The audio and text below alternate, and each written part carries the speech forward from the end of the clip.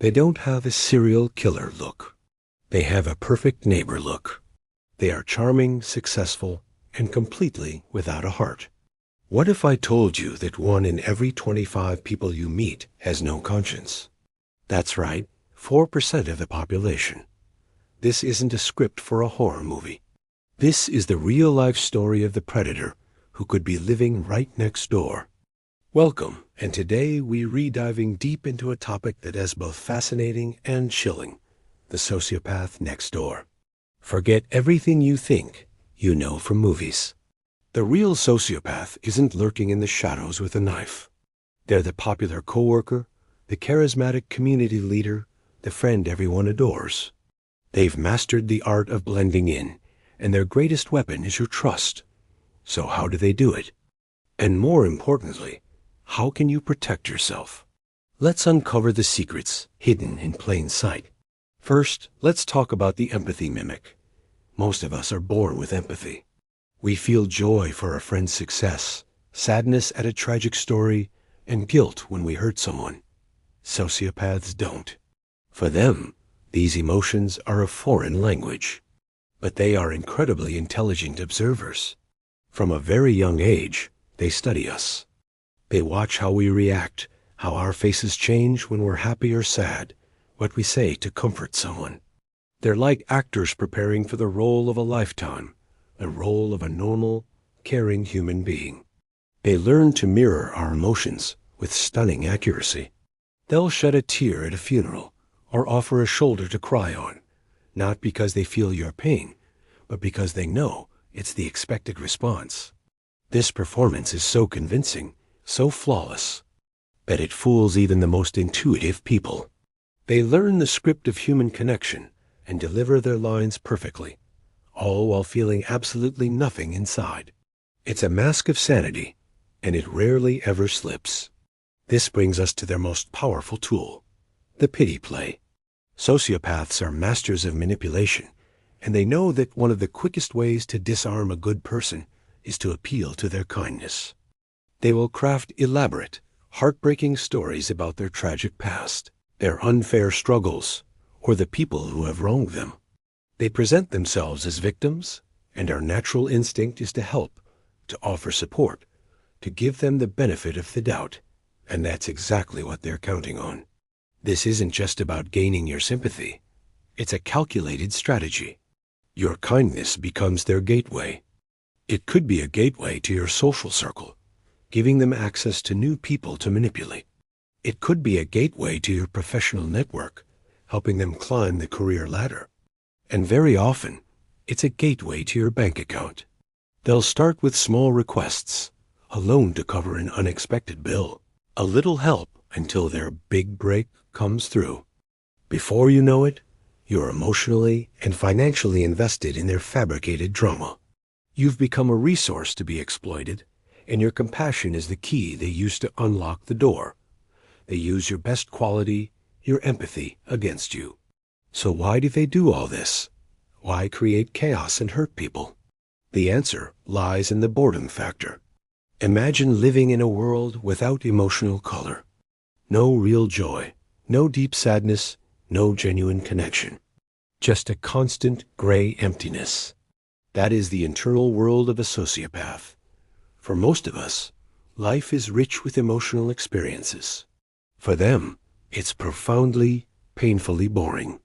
To combat this chronic emptiness, they need stimulation. They need excitement. And since they can't generate it internally through genuine feelings, they create it externally by orchestrating drama. They will pit friends against each other, spread rumors at work, start an affair just to see what happens. Your life becomes their video game, and your emotional reactions are their high score. They thrive on the chaos they create because it makes them feel powerful and, for a fleeting moment, alive. They are puppeteers pulling strings, and the more turmoil they can cause, the less bored they feel. This isn't about malice in the way we understand it. It's about a desperate, pathological need to feel something, even if that something is the reflection of someone else's pain. Now, for the most crucial part, how do you defend yourself? How do you spot the predator behind the charming smile? It's not easy because they are masters of disguise. But there are tells if you know what to look for. The first rule is to trust your instincts, but verify everything. If a story seems too dramatic, too perfect in its victimhood, it probably is. Don't be swayed by words alone. Look at their actions over time. Do their actions match their declarations of love or remorse? A sociopath's promises are empty because they lack the emotional foundation to back them up. Another key is to watch for inconsistencies. Their stories will change depending on the audience. They might be a war hero to one person and a victim of abuse to another. They tailor their persona to fit what they think you want to hear. And then there's the look. Many people who have encountered sociopaths describe their stare. It's often described as intense, predatory, or unervingly blank. When the mask of emotion drops for a split second, you might catch a glimpse of the emptiness behind it, the empty eyes behind the smile. It's a look that doesn't connect. It assesses. It's not seeing you. It's scanning you for weaknesses. Let's be clear. This is not about becoming paranoid or distrustful of everyone. The vast majority of people are good and kind. This is about being aware, about understanding that this personality type exists, and that they operate on a completely different set of rules. The best defense is knowledge.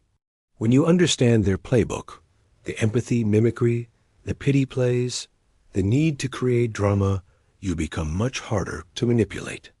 Don't engage in their games. If you suspect you're dealing with a sociopath, the safest and most effective strategy is to disengage. Go no contact. You cannot change them. You cannot fix them. And you cannot beat them at their own game because they've been playing it their entire lives. Your power lies in recognizing the game and refusing to be a player.